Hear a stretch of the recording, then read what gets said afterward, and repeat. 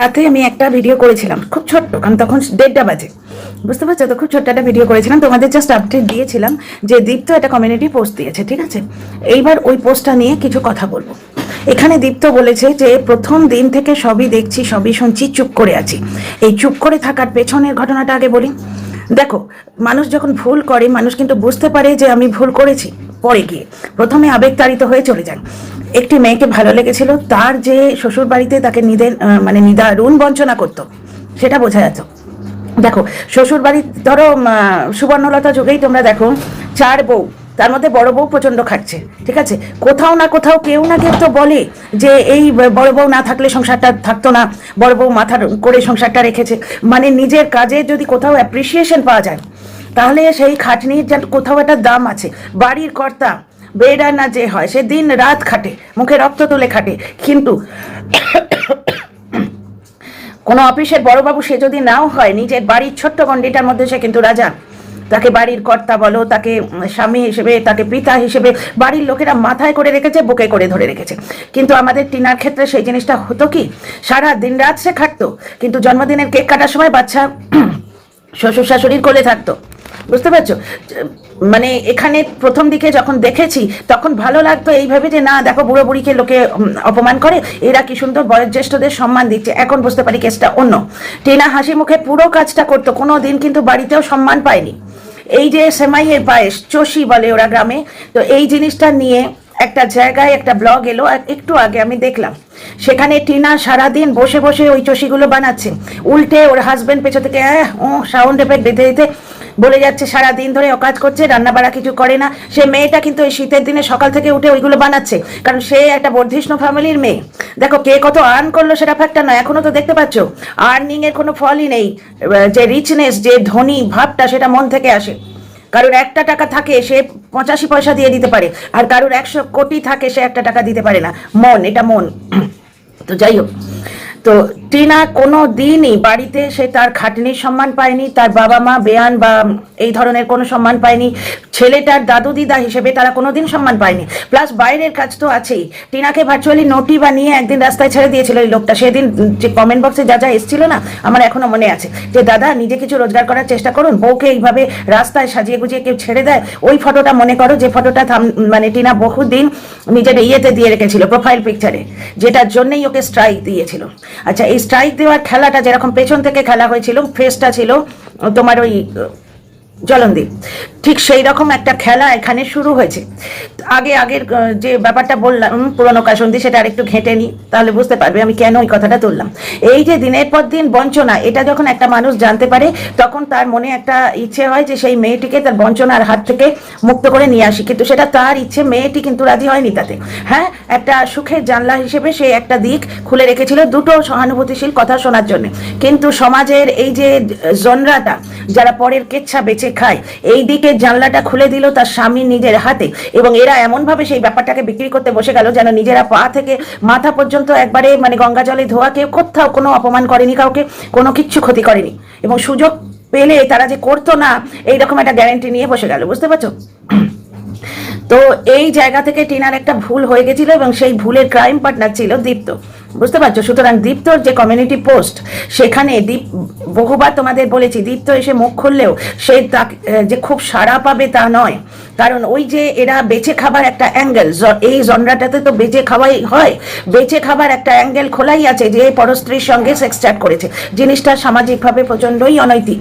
কারণ এই জিনিসটা যদি হতে থাকে, তাহলে আমরা প্রত্যেকেই কিন্তু মানে অসহায়, বুঝতে পারছো। কার স্পাউস কোথায় গিয়ে আনন্দ নিয়ে আসবে, এসে মুখ মুছে বাড়িতে একদম ভদ্র হয়ে ঢুকলো, সে ছেলেই হোক মেয়েই হোক, প্রতিটি ফ্যামিলি কিন্তু বিপদে পড়বে এই জিনিসটাকে যদি ইয়ে দেওয়া হয়, মানে উস্কানি দেওয়া হয়। আর একটা জিনিস, যারা কচি কচি মেয়ে, বিশেষ করে মেয়ে, ছেলেদের কথা বাদ দাও, ছেলেদেরও হয় এখন, ছেলেদের যে ব্ল্যাকমেল করা হয় না তা নয়, তারাও বিপদে পড়বে। কারণ সব ক্ষেত্রে মুখ মুছে আসা যায় না, সবাই তো দীপ্তর মতো ব্যবহার করবে না। দীপ্ত কিন্তু টিনাকে ব্ল্যাকমেল করেনি, এই জায়গাটা থেকে আমি দীপ্তকে ফুল মার্কস দিই। শুধু টিনাকে বলে নয়, সে তার প্রথমা স্ত্রীকেও ব্ল্যাকমেল করেনি। তার প্রথমা স্ত্রী কিন্তু বাইরের ছোট ভাই, বিদেশের ছোট ভাই যখন চ্যানেল খুলে নানা রকম শুরু করেছিল, তখন সেখানে গিয়ে 4টে কথা বলে এসেছিল, দীপ্ত কিন্তু তাকেও কিছু বলেনি। এই হলো ব্যাপার। কিন্তু দীপ্ত এখন যদি এসে মুখ খোলে, সে খুব একটা সাড়া যে পাবে, তার হয়ে কথা বলার লোক পাবে, তা মোটেই নয়। বোধহয় আমি ছাড়া কেউই দীপ্তকে এখানে মানে সেই নজরে দেখেই না, কারণ এরা হচ্ছে সেই কি জানো তো, ইচ্ছে করে একটা জিনিসকে ফুলিয়ে ফাঁপিয়ে এমন কাণ্ড করবে যে যেন ভয়ঙ্কর একবারে অপরাধ হয়ে গেছে। ওদিকে কিন্তু আমরা অনেক কিছু টের পাচ্ছি কোটিপতির বাড়িতে, এবং কোটিপতি নিজে এসে উস্কানি দিতে আমরা আমাদের পথ প্রদর্শন করলো, মি টাইম নিতে গেছো ভাই তুমি, তোমাদের কোত্থেকে এলো, বুঝতে পারছো? এই একটা ঘটনা। দ্বিতীয় কথা, লাইভে চিৎকার করে বলা হচ্ছে হ্যাঁ ও কন্ট্রোভার্সি দিয়েছে, ঠিক আছে, একটি মেয়েকে, একটি না দুটি মেয়েকে, সেই বোন ছিল ভুলে গেছো, তাকে ডিফেন্ড করতে আসা হলো, অথচ বোনের এক্সিস্টেন্সটা সে নিজেই দেখিয়ে দিচ্ছে, কোথাও হাত, কোথাও গলার স্বর, কোথাও ফুচকা খাওয়াচ্ছে ইচ্ছে করে ক্যামেরা খুলে, বুঝতে পারছো? তো যাই হোক, এই ব্যাপারগুলো কোটিপতিও হাওয়া দিচ্ছে, উস্কানি দিচ্ছে, ওদিকে কোটিপতির প্রশ্রয় নিশ্চয়ই আছে, নাহলে এটা 2 লাখি চ্যানেলের নাম নিয়ে কেউ দিনের পর দিন কন্ট্রোভার্সি দেয়, লাল গাড়ির গায়ে হাত দিয়ে ভিডিও করা বা ছবি দেয়া। দ্বিতীয়, কারণ ওই লাল গাড়ি কোটিপতির গ্যারেজে রয়েছে।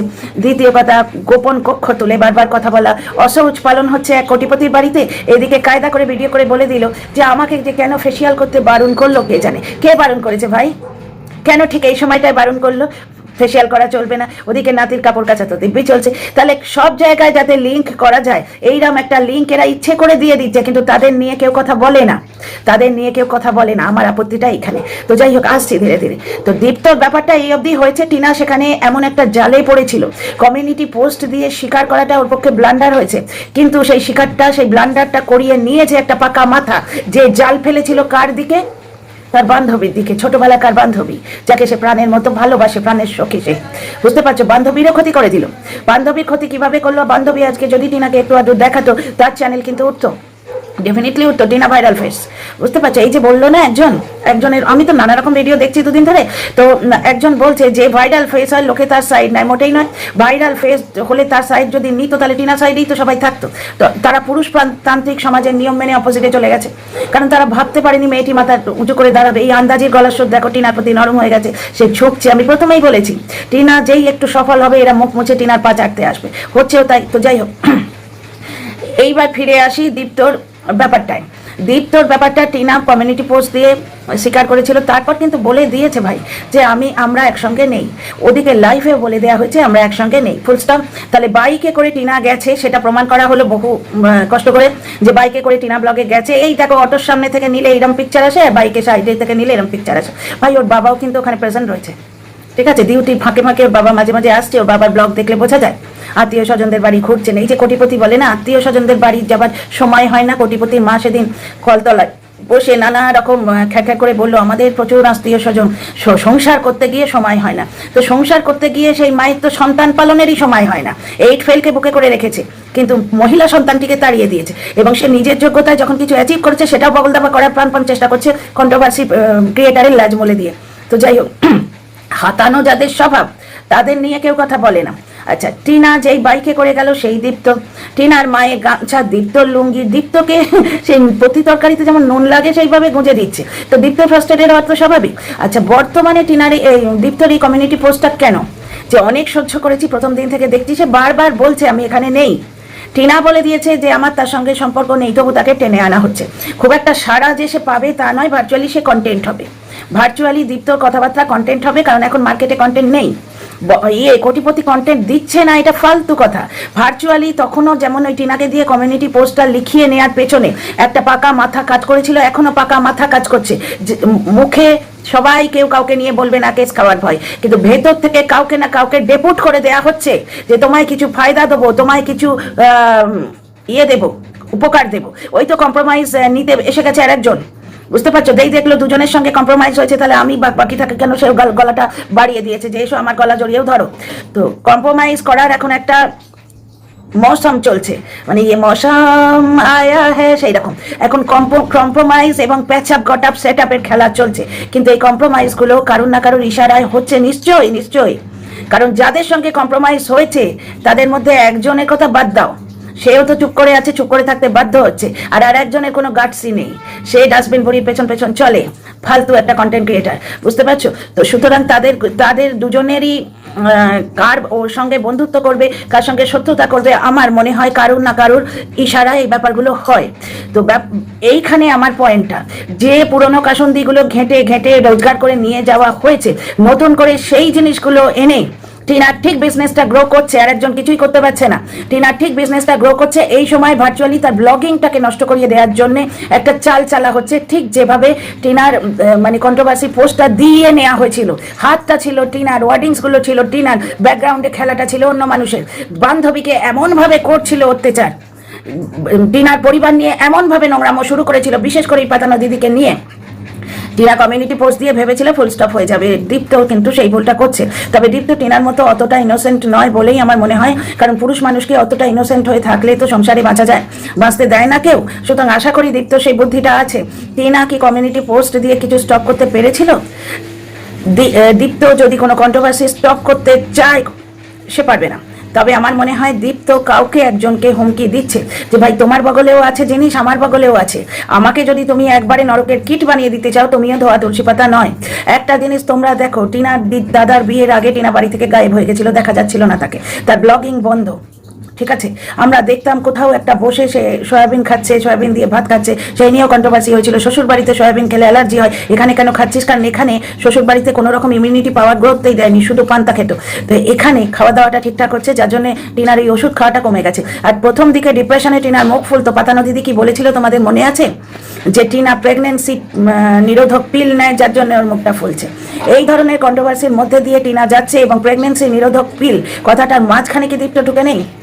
তোমরা ভেবে দেখো, এক হাতে তো প্রেগনেন্সি হয় না, এক হাতে তালি কি বাজে? এরকম প্রতি জায়গায় দীপ্তকে গুঁজে দেওয়া হচ্ছে। আর এখন নতুন করে শুরু হয়েছে, টিনা কোথাও দিকে তাকিয়ে চোখ পিট করলো, মহিলা অ্যাসিস্ট্যান্ট হতেই পারে সেখানে, 9:30 বেজে গেছে, তো কি হয়েছে? কোনো একটি মেয়ে ওর বাড়ির পাশেই থাকে, তাকে হয়তো রেখেছে, বুঝতে পারছো? সেখান থেকে নতুন করে শুরু হয়েছে টিনাকে নোংরা করার একটা পদ্ধতি। কারণ তোমরা খুব ভালো করে বুঝে নাও, আমরা মানুষটিকে চিনে গেছি। কারণ যারা খুব বুক বাজিয়ে লিখেছে আমার কমেন্ট বক্সে, এতদিন পড়েছিল, আমি আজ এই মাত্র ডিলিট করলাম, যে আপনারা দেখছেন টিনা যখন শ্বশুরবাড়ি ছেড়েছে তখন থেকে, মোটেই নয়। আমরা শুরু থেকেই টিনাকে দেখছি, এমন অনেকেই আছে শুরু থেকেই দেখেছি, এবং টিনার শ্বশুরবাড়িতে স্ট্রাগলটাও দেখেছি, টিনার মাতৃত্বকেও দেখেছি, এবং টিনার এই ব্লগিংটাকেও দেখেছি, বুঝতে পারছো তো? আর শ্বশুরবাড়ি টিনা ছাড়েনি, শ্বশুরবাড়ি থেকে তাকে তাড়ানো হয়েছিল। তো সেই কমেন্টের জবাব 1 মিনিটে দিলাম, আমি ডিলিট করে দিয়েছি।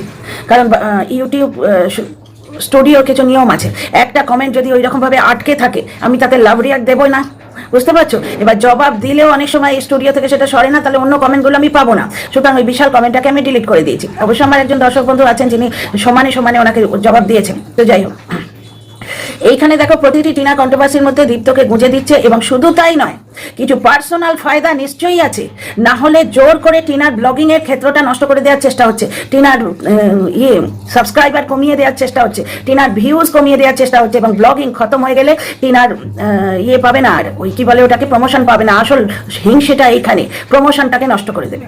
টিনা কত টাকা প্রমোশন পায় সেটা কে জানছে? টিনা ছাড়া কেউ জানে না। সে 7,000 পাচ্ছে, 8,000 পাচ্ছে, কি 25,000 পাচ্ছে, কি 50,000 পাচ্ছে, সেটা টিনা এবং তার সঙ্গে যে ডিল করছে সেই মানুষটা ছাড়া কেউ জানে না। সুতরাং ভিউজ কমে গেলে টিনার পয়সা কমে যাচ্ছে, এটা বলে নিজের বুকে শান্তি হয় হোক, দর্শকরা বিশ্বাস করবে না। 2 নম্বর কথা হচ্ছে যে টিনা ব্লগিং নষ্ট করিয়ে দেওয়ার চেষ্টা কিভাবে জানো? ওই যে টিনা ব্লগে বলেছিল আমার সঙ্গে দীপ্ত সরকারের কোনো সম্পর্ক নেই, ওই জায়গাটায় ওই জন্য সম্পর্কটা প্রমাণ করে দেওয়ার চেষ্টা হচ্ছে। এইবার ভাই, তুমি বন্ধু থেকে আজকে শত্রুতে পরিণত হয়ে গেলে, আমি বন্ধু থেকে আজকে শত্রুতে পরিণত হয়ে গেলাম, কিন্তু আমি কারোর না কারোর সঙ্গে বন্ধুত্ব করে রেখেছি আগে। কোনো দর্শক হোক, কোনো ক্রিয়েটার হোক, বা কোনো ধরো এমনি আমার পার্সোনাল ফ্রন্টের মানুষ, সেও যে দর্শক নয় আমি তো বলতে পারছি না। আমার ব্যক্তিগত জীবনে যার সঙ্গে ফোন করা আমার ধরো রেগুলার হ্যাবিট হয়ে গেছে, কিন্তু সে যে কোথাও না কোথাও গিয়ে দর্শক হচ্ছে না, ওই তো দেখলে বাড়িওয়ালার কেসটায়, সেখানে আমরা তো গ্যারান্টি দিতে পারি না। সুতরাং কে কোথেকে মুখ খোলে তার কোনো গ্যারান্টি নেই। আজকাল যা ওয়াইটিতে শুরু হয়েছে, এবং মানুষেরা কন্টেন্টের জন্য হাঁ করে বসে থাকে, কন্টেন্ট পেলে তারা করবে, বুঝতে পারছো? তো এইখানে সেই জিনিসটাকে আমার মনে হয় অ্যাড্রেস করা হচ্ছে, যে আমার পেছনে বেশি লাগলে তোমার পেছনেও লাগা হবে। এই জিনিসটা কাউকে না কাউকে দীপ্ত হয়তো বলতে চাইছে, আমার এটাই মনে হয়। তবে দীপ্ত যদি ভাবে সে মুখ করলে কন্ট্রোভার্সি স্টপ হবে না, টিনা কমিউনিটি পোস্ট দিয়ে কি কন্ট্রোভার্সি স্টপ করতে পেরেছিল? উল্টে কন্ট্রোভার্সি ক্রিয়েটাররা বেশি করে কন্টেন্ট পাবে এবং আরো আগুনে ঘি পড়বে, এই একটা ব্যাপার। এবং উল্টো কেসটাও হতে পারে, দীপ্ত হয়তো কাউকে, একজন পার্সোনাল কাউকে বা 2-3 জনকে বা একটা জনরাকে পুরো বা একটা গ্রুপকে অ্যাড্রেস করে কথাটা বলছে, অনেক সহ্য করেছি। এবার তাদের কাছে হয়তো এক সময় বন্ধুত্ব ছিল, অনেক কিছু তথ্য রয়েছে, তারা এবার বাহানা পেয়ে যাবে সেইগুলো ছাড়ার। এখন কিন্তু যদি ছাড়ে পার্সোনাল গেনের জন্য তার নিজের চরিত্রটাকে দর্শকরা জুতোর বাড়ি মেরে সোজা করে দেবে যে কিরাম দোগলাগো তুমি, বন্ধু ভেবে তোমাকে দিয়েছিল যে জিনিসগুলো বা বলেছিল যে জিনিসগুলো সেগুলো তুমি বেচতে আসছো। কিন্তু দীপ্ত যদি কোনো কিছু বলে তাহলে সেই মানুষটা এইগুলো বার করার বা সেই মানুষগুলো কোনো গোপন তথ্য এমনি কিছুই যেন অমুকে এই করেছিল তমুকে ওই করেছিল, তারপর একটা আজগুবি একটা লাইন বলবে, সেটা নিয়ে আজগুবি গল্প বাঁধবে, কিন্তু সেইগুলো করার একটা বাহানা পেয়ে যাবে। বুঝতে পারছো? তখন দর্শকদের সে কি বোঝাবে বা তারা কি বোঝাবে যে না ও তো দীপ্ত তো বলছে, তাহলে আমি কেন বলবো না। তাই আমার মতে দীপ্ত কিন্তু এই কমিউনিটি পোস্টটা দিয়ে আর কিছু না বলা ভালো, কারণ সে যত নাঙ্গা নাচবে দর্শকরা তত তার চরিত্র দেখবে যে বন্ধু হিসেবে কোনোভাবেই এ গ্রহণযোগ্য নয়। ভবিষ্যতে এ বা এদের সঙ্গে বন্ধুত্ব পাতিও না, কন্ট্রোভার্সি জোনটার যেটুকু আব্রু ছিল ছিঁড়ে বেরিয়ে যাবে। সুতরাং দীপ্তর কাছে আমার করজোরে অনুরোধ, এই পোস্টটার পর তুমি ভাই আর কিছু করো না। এমনিতে মানুষ হিসেবে তুমি যে কাজটা করেছো খুব একটা গ্রহণযোগ্য নয়, ওই পরস্ত্রীর সঙ্গে সেক্স চ্যাট, কিন্তু তুমি মেয়েটিকে ব্ল্যাকমেল করনি, তুমি তোমার প্রথম স্ত্রীকে ব্ল্যাকমেল করনি, তুমি প্রয়োজনের সময় সে মেয়েটির সাথে পাশে এসে দাঁড়িয়েছিলে, এবং মেয়েটি যখন দূর থেকে মাছির মতো তোমায় তুলে ফেলে দিল যে আমার সন্তান পাওয়ার জন্য তোমার সঙ্গে আর সম্পর্ক রাখবো না, তুমি চুপচাপ সরে গেছো। মানুষ হিসেবে মানে নারী পুরুষ গঠিত চরিত্রটা বাদ দাও, মানুষ হিসেবে তোমার এই দিকটা কিন্তু ভালো লাগে, মানবিক লাগে। সুতরাং অন্যায় করেছো, ডেফিনেটলি অন্যায় করেছো, কিন্তু বাকি যে ব্যাপারটা সেই জিনিসটা ভালো লাগে। অন্যায়ের যে ভুলের যে মাসুল সেই জিনিসটা ঘাড়ে নিয়েছো তুমি, ঠিক আছে, কিন্তু আর আগুনে ঘি ঢেলো না। যে নাঙ্গা নাচ করছে, যারা নাঙ্গা নাচ করছে তাদের করতে দাও, কারণ যখন তারা এসে শুধু শুধু অহেতুক একটি মেয়েকে বা একটি পুরুষকে বলে যাবে, তখন তাদের যে চরিত্র, তাদের মুখোশটা দর্শকদের সামনে খুলবে। ক্ষতি শুধু তার মানে অন্য কারণ নয়, যাকে নিয়ে বলছে তার নয়, তাদেরও হবে। তো তাদের এই নগ্নতার লোককে দেখতে দাও। আমার মতে এইটুকুই বলার ছিল দীপ্তকে। আগে সেটা প্রাপ্তবয়স্ক মানুষ, সে বুঝে নেবে কিভাবে কি করার দরকার। সুতরাং আমি শুধু সাজেশন দিতে পারি, আমার সেই ধরনের পজিটিভনেস কোনোদিনই নেই যে আমি উকিল বলে দেবো সেই উকিলকেই নিতে হবে। না হলে তো যেহেতু আমার চ্যানেল আছে, আমার কিছু সাবস্ক্রাইবার আছে, সুতরাং আমি মুখ খুলে তোর বিরুদ্ধে বলতে রইলাম। অসভ্য, অবাধ্য, একগুয়ে এরকমই কোনোদিনই করিনি, আগেও করবো না। আচ্ছা, অনেক কথা বলার আছে, এক ভিডিও বলতে গেলে বিশাল গরু রচনা হয়ে যাবে, এখানেই থামছি। See you in the next video. ভালো লাগলে সাবস্ক্রাইব করে পাশে থেকো, কমেন্ট বক্স তো খোলাই আছে, কমেন্ট ডেফিনেটলি করো।